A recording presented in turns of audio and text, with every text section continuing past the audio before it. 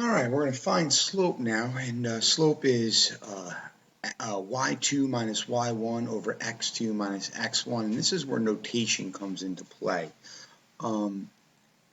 Which point you make x1, y1, and x2, y2 is irrelevant. It doesn't matter which order you go in, but once you come up with a way, you have to stay consistent. So I like to put the points one on top of the other, and I like to put the fraction bar in and the minus signs in first. That way I don't lose any signs. And essentially what I do is I take the right column and I make this y2 and y1. So it's negative 1 minus 3, and I put that on top. And then I make this x2 and x1. And I put the left column and I subtract down, and it goes on the bottom, 5 minus 2. And then from there it's negative 4 over 3. We always put the negative sign in the numerator or in front of the fraction. Same deal over here. I put the points one on top of the other, fraction bar down, and the two negative signs in. On the right side, it's 5 minus and negative 2, y2 minus y1. On the left side, it's negative 3 minus and negative 4, negative 3 minus and negative 4.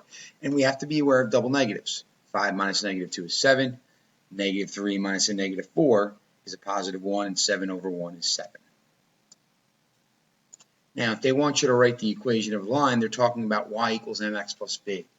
X and y are variables. We can put any numbers we want in for them, okay? But m and b are constants. M is our slope. Our slope is the same no matter where we are on the line. And our b is our y-intercept, where that line crosses the y-axis. And that's going to be the same no matter what the equation of the line is. It's only going to cross the y-axis at one spot. So in this case, I'm given the slope, which I put in for m, which is 2, and I'm given a point on my line.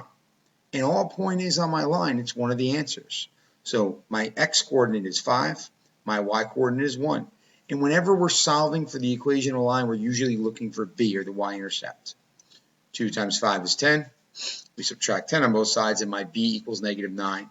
And I have to write it in the equation of a line.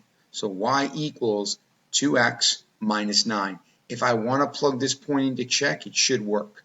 2 times 5 is 10, and 10 minus 9 is 1. Second one, if you want to find the equation of a line between 2 points, the only difference is you got to find the slope between the 2 points first. So in this case, I went 4, 5, and 3, 2. 5 minus 2 on top, 4 minus 3 on the bottom, and we get 3 over 1, so our slope is 3. I plug 3 in for my slope, and I pick one of these 2 points. It doesn't matter which one. I happen to pick 3 and 2. So I plug 3 in for x and 2 in for y. 3 times 3 is 9. Subtract 9 on both sides, and I get a negative 7. And my equation of a line, we always put the slope and the y-intercept back in. Y equals 3x minus 7. And both points should make this true. 3 times 4 is 12, and 12 minus 7 is 5. 3 times 3 is 9, and 9 minus 7 is 2.